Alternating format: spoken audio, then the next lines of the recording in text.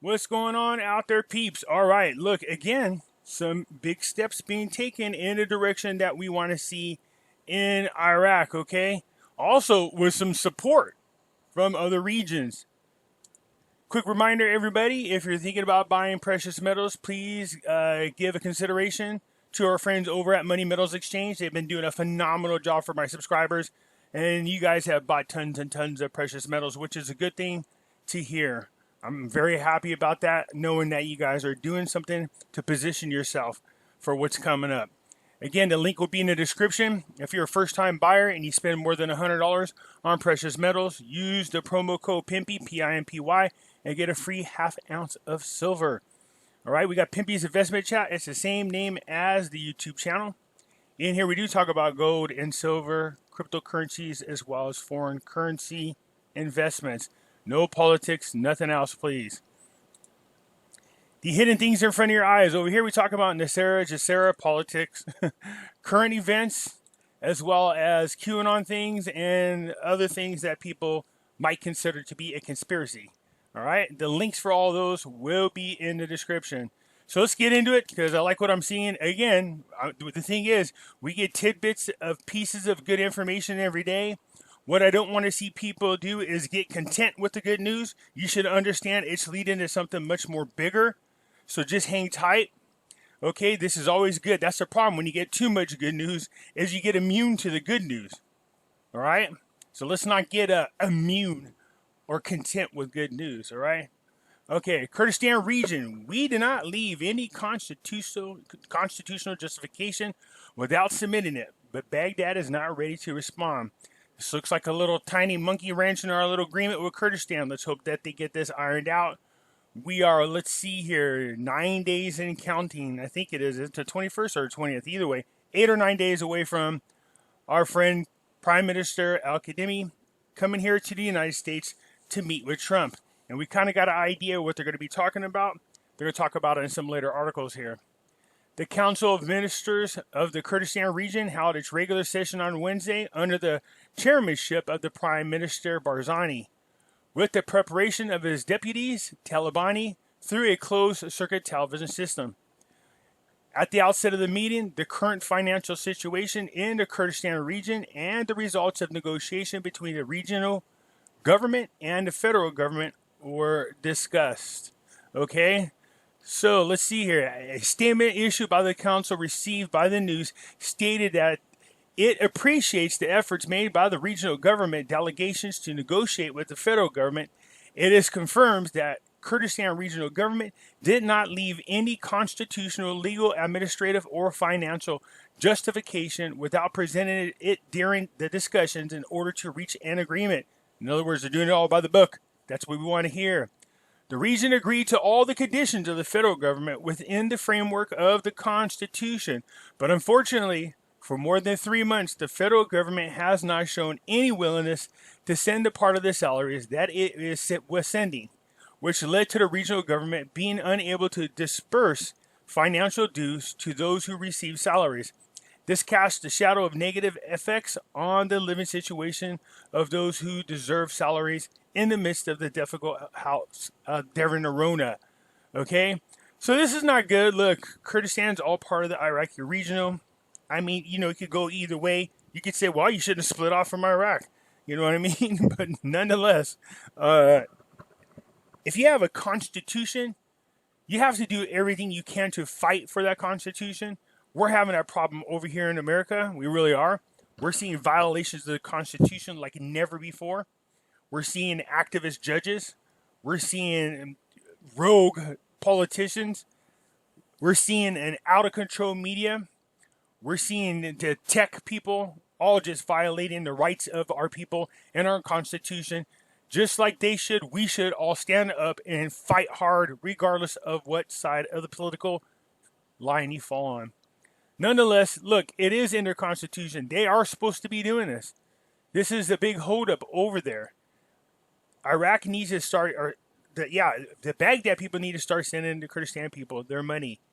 They owe it per their Constitution. The Council of Ministry confirms that the region, all like other parts of Iraq, The laws in force in Iraq grant the right to receive the salaries of its employees. This is what I'm talking about. It is not necessary to disperse between citizens of the Kurdistan region and the rest of Iraq, especially in the issue of salaries. And this is a constitutional right. So, look, you're not going to earn any brownie points with the international community if you're screwing over your citizens from their money. Give them the money. They work, they should get it. If they got retirements, take care of it. If they're on entitlement programs, take care of them. If you're trying to earn your sovereignty, you must first show that you are working for the people, period. Period. So it goes down here to say basically the same thing I have. Well, actually, they run this all together. The Council of Ministry in the Kurdistan region expressed its resentment and grave concerns about the negative position in the federal government, on the basis calling on the federal government to respond to the serious efforts made by the regional government with the aim of resolving the problems radically according to the Constitution, in a manner that ensures its respect for the constitutional rights and entitlements and fulfillments of its constitutional obligation towards the region. Come on, Baghdad, let's get this done, man. These things were supposed to already be ironed out, and I remember when Barzani was here and he met with Al-Kadhimi, they seemed to felt like everything was ironed out. So whatever the issue is, we need to get that taken care of. So this last part says, at the conclusion of the meeting, the Council of Ministers directed both the Ministers of Interior and Peshmerga to follow up the problems and obstacles at the border crossing to ensure the prevention of any violation or illegal activity in the ports. Okay, here's the part that I was talking about. This is good. Barzani's party sends a message to Al-Kadhimi about American forces in Iraq. The deputy of the Kurdistan Democratic Party, Bashar, called Wednesday to Prime Minister Al-Kadhimi to convince the American side that Iraq will be able to preserve its free, sovereign decision and will not be affected regionally.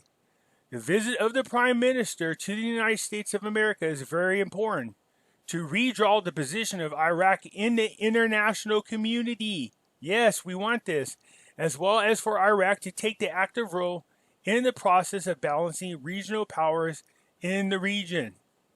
Let's get that done. The importance of the visit lies in achieving its goal by keeping Iraq away from external conflict and convincing America that Iraq will be able to preserve its free and sovereign decisions and will not be affected regionally, and the Iraqi decision will be based on the interests of Iraq and its people. On the objective and formal aspects, it is a positive step to move the level of Iraq's foreign relations in the international community. That's what we want to see, because America is a very important international factor. So this is what I was talking about, giving back their sovereignty, putting back out there on an international scene. He pointed out that one of the important aspects of the visit to Washington in the correct way in terms of the American and foreign military presence in Iraq, and to come up with an outcome through negotiations, noting that it is necessary for Iraq's consensus to contain the issue in a way that is in the interest of the people, Iraqi in all aspects. Okay, so what he's saying is we need to get our sovereignty back. We need to be back out there again, recognized on an international community, doing business on an international level. Okay? So, again, this is what we're looking for. This is what we're hoping to see this visit. I said this was the most important thing, is Al-Kadhimi to come over here, make an impression on Donald Trump, make Trump feel like, Iraq is, again, able to behave themselves and ready to embrace the international community to do business. We need them to reinstate their sovereignty. And in order to do that, they must have an internationally recognizable currency. And people are going to go, well, they do. No, what I mean is have the restrictions removed off of it. Okay? And make no doubt about it. And I'm sure it's already been in negotiations. If we know Trump the way we know Trump, don't be surprised if at the same meeting, he doesn't announce a very large trade deal getting ready to take place that would benefit the Iraqi people. So let's get that done. Prime Minister. Let's hope this visit is good and we're ready to do business on an international community with Iraq. Anyways, the Arab League supports any move by al-Qaddafi's government to confront Turkish aggression. So Turkey has been bombing people inside Iraq, inside the border. And so look at the Arab nations seem to be siding with Iraq, saying whatever they decide to do, let's get her done, because this should not be okay. And actually what happens is Trump actually supposed to have had a good relationship with the leader of Turkey. So I'm not sure what they're bombing over there, but they seem to be bombing people on the side of Iraq. So the Turkish-Iraq border, so 2 officers were killed on the Iraqi forces and a number of other innocent citizens. So it says this is a flagrant violation of the sovereignty of Iraq, the principles and charters of the international law and principles of good neighbor lines. Okay, so anyways, the Egyptian media, the Universal supports any move that the Iraqi government takes on the international stage in order to stop the repeat Turkish military attacks on Iraq's land and to preserve the sovereignty, security, and stability of Iraq. Again, Iraq has to prove that they can stand on their own. Man, it's time to take off those training wheels, kick these tires down the road, start pedaling on your own. So let's see what happens here, because they got definitely got Egypt at least on their side, and they're willing to support a couple other Arab nations who are willing to support any decision that Iraq makes. Let's hope it's the right one. Again, Iraq has to prove to the world that they can put on their big boy pants now and do big boy things. Or big women. I don't want to be sexist.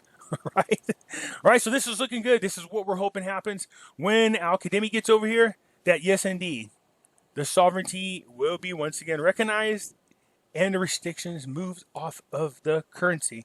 All right, you guys, that's it for now. It's looking good. Like I said, don't become immune to the good news. All right, just do the Pimpy dance right now, because, God, I can't wait till this guy gets over here. At least this will give us an idea of where the hell we stand instead of guessing. All right, there's no guarantee this is going to happen. This is what I'm hoping will happen. All right, so I'm feeling really optimistic. I like all the moves al-Qaddafi is making. Let's hope Trump recognizes it as well. All right, if you like the video, hit the thumbs up button. If you're not a subscriber, please do so, because when you do, it helps out the channel. And I surely do appreciate it. I'll catch you later.